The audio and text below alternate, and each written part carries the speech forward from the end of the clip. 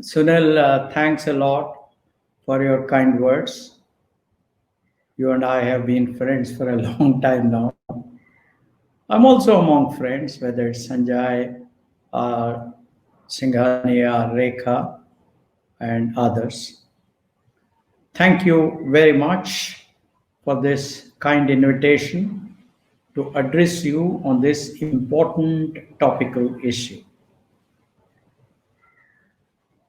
While Sunil spoke about a very wide campus, very wide canvas, I will restrict myself to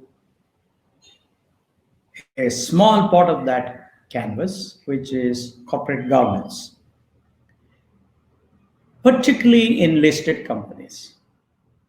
Even though what I say is based on my experience with and the knowledge of listed companies, I believe that these observations hold good even for privately held companies.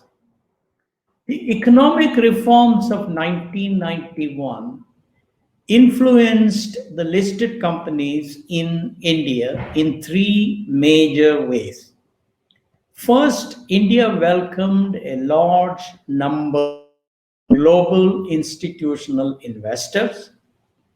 These investors expected Indian listed companies to raise the level of their financial disclosure to match the level of such disclosure in developed countries like the US and the UK.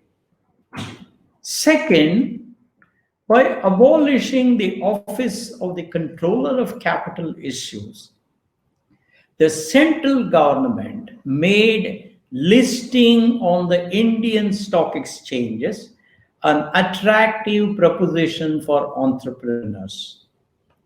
Third, the traditional businesses realized the power of the price to earnings ratio. They embraced the wisdom that a rupee added to the bottom line of their listed companies would add anywhere between 10 rupees and 20 rupees, sometimes maybe 30 rupees, based on the price to earning ratio of their companies, and that resulting in adding to their own personal wealth. Good governance is about deciding to do the right thing, while good management is all about doing that right thing well. Good corporate governance is about creating sustained competitive differentiation in the marketplace to maximize the shareholder value legally, ethically, and on a sustainable basis while ensuring fairness, transparency, and accountability to every stakeholder of a company. That is, customers, employees, investors, vendor partners, the government of the land, and the society or the community. Governance is a reflection of the culture and the values of a company's board and management.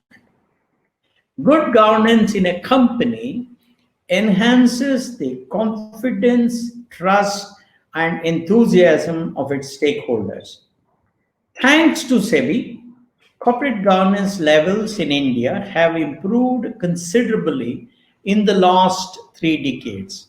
However, during the last 5 years, there have been a few instances of serious governance deficits in some listed companies. This has created doubts among investors, notably international investors, about the quality of corporate governance of Indian companies.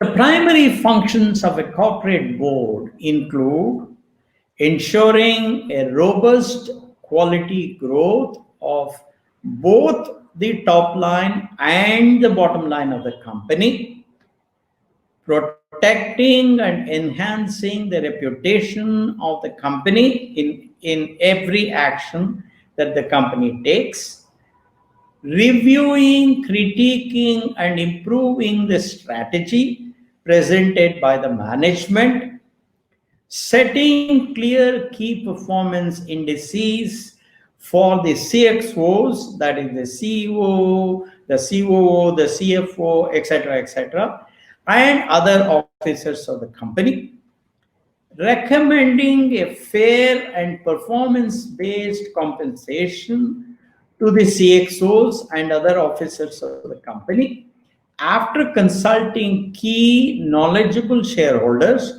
as it happens in the case of some well-governed companies in the West, and after obtaining the approval of the shareholders, creating a succession plan for the CXOs and key officers of the company, identifying risks and taking timely action to mitigate or eliminate them, putting in place systems of information control, checks and balances, and ensuring that they are working, ensuring full compliance of regulations required by every statutory authority of the land, getting capital and revenue budgets prepared and approved after informed discussions, applying mind, reviewing and approving acquisitions, mergers, dividends, rights issues, bonus shares, and buyback of shares proposed by the management, addressing shareholder grievances in a fair and transparent manner, and installing a robust whistleblower policy and ensuring its proper functioning to address the complaints of whistleblowers. Now, there are three key players in a corporate governance system. The first, of course, are the shareholders, who are the owners of the company in proportion to the number of voting shares they hold in the company. Second, the board of directors, which is responsible for governance of the company, which oversees the management, which is appointed by the shareholders and is therefore accountable to the shareholders. The third player is the management, that is the CXOs and the other executive officers who form the management of the company, run the business, and report the performance of the company to the shareholders periodically through the board of directors. The primary corporate governance problem is to minimize what is called agency cost. Agency cost is the cost incurred by the management for achieving the objectives of the company as decided by the shareholders. Agency costs tend to be inflated due to the divergence of interest between the management on one side and the shareholders on the other side. In the so-called professional managed companies, such costs manifest as the propensity of management leaders to wring out of a weak board high and unjustifiable for themselves, and to violate the company rules to use company's resources for their personal benefits and comforts. In the case of a so-called promoter managed company, this problem generally manifests as the asymmetry of benefits created by these owner managers in their favor and against other shareholders. A typical example would be the use of the funds of a listed company owned partially by an owner manager to fund the growth of a private company held wholly or to a larger extent by the owner manager his or her family and friends. This is generally called a related party transaction. That is, conducting a company's financial transactions with either a senior management staff or his or her relatives or friends. Generally, such transactions result in inflated costs or financial damages to the listed company and favor the other party in the transaction. Many a time, related party transactions involve paying unusually large severance payments beyond the contracted amount to an officer of the company to buy his or her silence. The duty of a board is to apply their mind and prevent such transactions. I will speak today on a few important issues like making good corporate governance the norm in India, creating a competent and value based board, senior management compensation, whistleblower handling, and the importance of transparency with shareholders. I will not waste your precious time on mundane matters since that information is available in various reports and textbooks. How can good corporate governance become the norm in a company in India? To me, it is simple.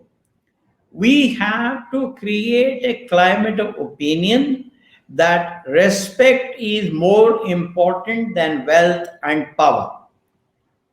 Before taking any decision, if the board and the management were to debate whether such a decision would indeed enhance the respect for the company in the eyes of its stakeholders, and whether such a decision would enhance the respect for the decision maker in the eyes of his or her peers, bosses, and subordinates, then I believe that such a decision is likely to be a good and respectable decision. Such decisions enhance the respect for the company. How do we create good boards? The first step, in my opinion, is appointing a person with competence, character, and commitment to be the chairman of the board. Selection of such a chairman is crucial to the success of a board.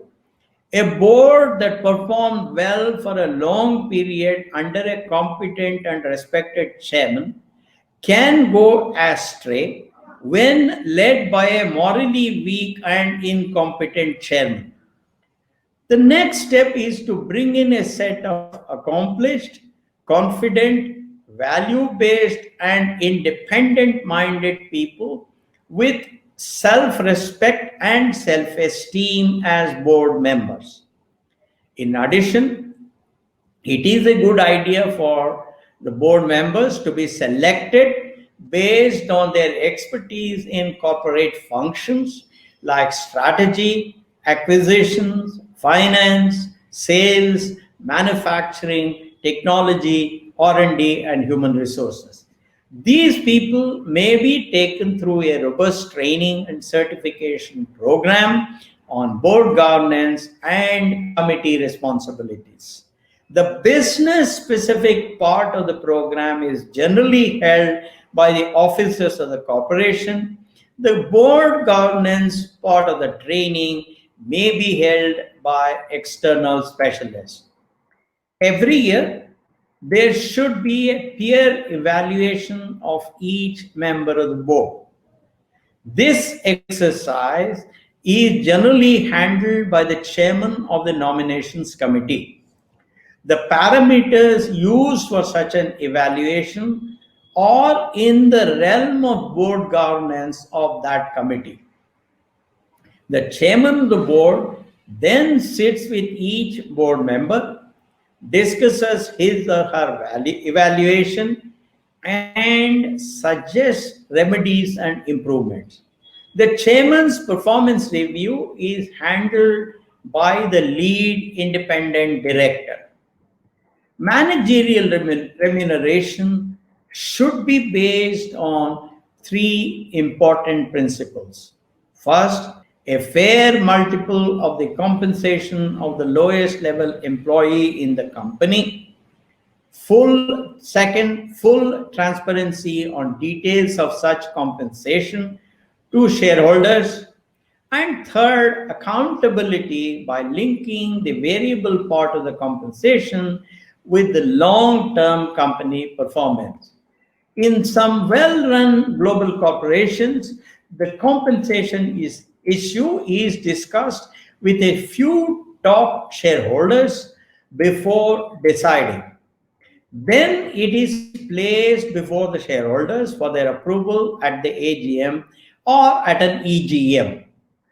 According to Wikipedia, a whistleblower is a person who exposes information about a secretive, illegal, and unethical activity that is supposed to have taken place in a private or a public organization. The whistleblower may be an internal employee or an outsider. While whistleblowers have been given considerable protection by the law, they may still face protracted legal action, criminal charges, and even social stigma in our society. It is very important that whistleblowers are totally honest in their complaint. Whistleblowing should Whistleblowing should not be an act of revenge by a disgruntled employee. The whistleblower must substantiate his or her complaint with data and facts, else they will be guilty of maligning innocent people and harming the reputation of the organization. No whistleblower has the right to harm an organization on which a large number of families depend for their livelihood. Having put in these caveats, I believe that a corporation must provide total protection to whistleblowers against vendetta by the bosses.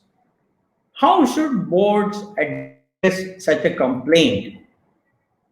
An important duty of a board is protecting and enhancing the reputation of the company and discharging its fiduciary responsibilities, as I alluded to earlier. Therefore, addressing a whistleblower complaint in a transparent and trust enhancing manner is a must. If the complaint is against a middle or a low level employee, an internal committee consisting of senior employees not connected with the accused and committed to total fairness and transparency should be sufficient. If the complaint is against any member of the board, including the chairman, the CEO, an executive director, or an officer of the company, the tendency of most Indian boards is to investigate such complaints themselves, assisted by an outside law firm, pay them, obviously, for their work, and obfuscate the issue. This is not a good idea because you cannot be the judge, the jury, and the defendant. Is there a solution? The boards of some globally reputed companies totally recuse themselves from the investigation of the complaint in such situations. The top 10 shareholders, some of whom may be institutional investors, invite a committee of highly respected individuals in the society to investigate the whistleblower's complaint. The company secretary provides all the resources needed by this committee to conduct a thorough investigation. SEBI may be concerned about the possibility of the friends and sympathizers of a company's board members and officers being appointed to such an investigating committee. SEBI, therefore, may take over the responsibility of appointing such a committee. After all, you do not get too many whistleblower complaints in a year. Hopefully not.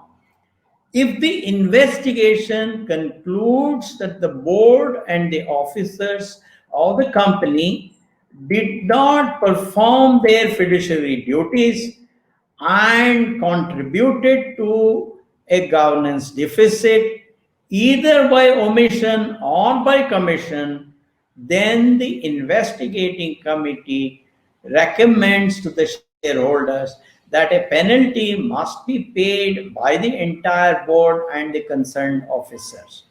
Unfortunately, the white-collar guilty people in India do not pay any penalty for their crimes and are just asked to resign. This is not a good idea. SEBI must blacklist these board members and officers. The shareholders must vote them out. In addition, the shareholders must claw back 100% of the compensation or the fee received by the board and the officers during the tenure of the incident. That is, the date when the incident occurred to the time the investigation is complete. That is the tenure of the incident, reported by the whistleblower. SEBI may consider imposing some additional penalty. Let me now come to the second important issue in good governance, that is transparency. The directors operate at the pleasure of the shareholders. Therefore, a shareholder has an unalienable right of access to every piece of information concerning an investigation. The full details of the investigation should be provided on the website of the company so that every shareholder has access to it. The investigating committee or its experts should provide every document of the investigation and answer every question. My view is that there can be only two exceptions to this rule. The first is that there should not be any selective disclosure provided to any one set of shareholders. The second is that any business information that provides a competitive advantage to the company vis-a-vis its competitors in the marketplace cannot be disclosed to any shareholder. I will close with a quotation from President Theodore Roosevelt, who said, and I quote him, "Americanism means the virtues of courage, honor, justice, truth, sincerity, and hardy work. That is the virtues that made America. The things that will destroy America are prosperity at any cost, the love of soft living, and the get-rich-quick theory of life," unquote. These, my friends, are truly immortal words that hold good for all nations. I have hope that our corporate leaders would live up to these seminal words. Thank you very much.